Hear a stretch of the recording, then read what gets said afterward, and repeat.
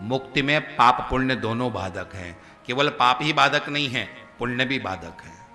जब व्यक्ति मुक्ति की तरफ चलता है तो पाप तो पहले समाप्त हो जाते हैं और पुण्य भी वहां पर उसके लिए बाधक, पुण्य को भी छोड़ करके फिर वो मुक्ति की तरफ जाता है। क्योंकि यदि आप पुण्य को भोगना चाहोगे तो पुण्य भी आपको बांधता है। पाप क्या है और पुण्य क्या है? पाप लोहे का पिंजरा है, पुण्य सोने का पिंजरा है। दोनों में एक ही अंतर है, लेकिन पिंजरे दोनों हैं। आपको पाप भी बांधता है और आपको पुण्य भी बांधता है। तो इन गोपियों ने पाप को भी छोड़ा और पुण्य को भी छोड़ा। एक बात यहां पर हम देखें, एक संतों ने बहुत अच्छी बात कही है कि ऐसे जीवन मुक्त महापुरुष जिनको पाप पुण्य से कोई मतलब नहीं है, ऐसे महापुरुषों का जब जीवन होता है तो उनके जीवन में पाप पुण्य होते हैं। तो उनके पाप पुण्य कहां जाते हैं? क्योंकि वो पाप पुण्य से परे हो चुके हैं। मुक्ति में व्यक्ति पाप पुण्य से परे हो जाता है।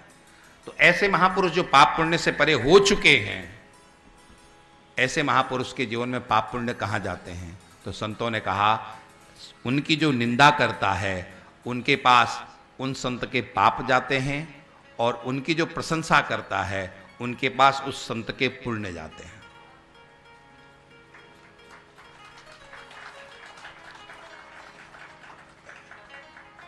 यहां पर आप हम एक चीज सीखें, भूल करके भी कभी किसी की निंदा नहीं करनी चाहिए। निंदा करने से होगा क्या कि उसके पाप बिना चाहे ही, बिना किए ही आपके पास आ जाएंगे। और हम लोग एक चीज में बहुत होशियार हैं, बहुत माहिर हैं। वो किस चीज में माहिर हैं? बोलने की जरूरत है। हमें किस चीज में सबसे ज्यादा रस आता है? किसी की प्रशंसा हो ना, आप 2 मिनट में बोर हो जाओगे। अरे क्या उसके विषय में इतना सुना रहे हो, रहने दो, मैं जानता हूं उसे। और फिर आप क्या शुरू कर दोगे? वो आप घंटों कहते रहोगे। किसी की आप, है ना?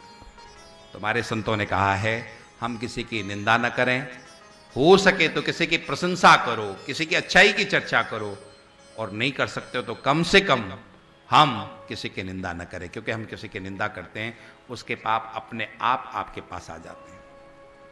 आपको कि महाराज हम निंदा नहीं करते हैं, कोई हमारी निंदा करता है तो हम क्या करें? उसके लिए भी हमारे संतों ने बहुत सुंदर उपाय बताया है, बहुत सुंदर समझाइश दी हमारे महापुरुषों ने। कोई आपकी यदि निंदा करता है तो आपको दुखी नहीं, आपको प्रसन्न होना चाहिए। क्या होना चाहिए? प्रसन्न। क्यों? क्योंकि कोई तो ऐसा है जो आपको ठीक करने के लिए आपका समय और अपना दिमाग लगा रहा है ना? रहीम ने क्या लिखा था? निंदक नियरे राखिए, आंगन कुटी छबाए, बिन पानी बुन साबुना, मन निर्मल रह जाए। व्यक्ति की सबसे ज्यादा हितैषणी मां होती है। मां अपने हाथों से बालक की गंदगी साफ करती है, लेकिन हमारे संतों ने कहा है उस मां से भी ज्यादा हितैषणी आपका वो निंदा करने वाला है। मां तो हाथों से आपकी गंदगी साफ करती है, वो तो जीभ से आपकी गंदगी साफ कर रहा है। जीभ से आप निंदा करते हो ना, तो इसका मतलब क्या है? आपको साफ कर रहे हैं। वो निंदा कर रहा है, आपके पाप उसके पास जा रहे हैं, आप विशुद्ध हो रहे हो। तो कोई आपकी निंदा कर रहा है तो आपको दुख नहीं मांगना चाहिए, आपको क्या होना चाहिए? प्रसन्न होना चाहिए। नहीं तो थोड़ी सी बात पे लोग तो आसमान सिर पे उठा लेते हैं। ऐसा कैसे कह दिया, ऐसे कैसे किसी ने कर दिया।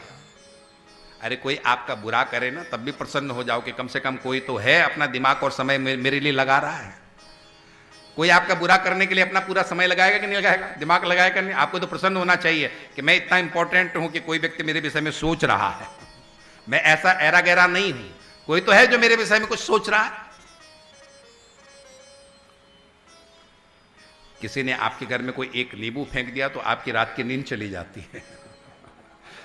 किसी ने बहुत अच्छा लिखा है कि जिंदगी में सबसे ज्यादा खुश वो इंसान होता है कि दुश्मन नींबू भी फेंके तो उस नींबू की भी शिकंजी बना के पी जाए। अच्छा भैया नींबू बहुत महंगे हो गए थे, तूने अच्छा फेंका, शिकंजी बहुत दिन से नहीं पी थी हमने।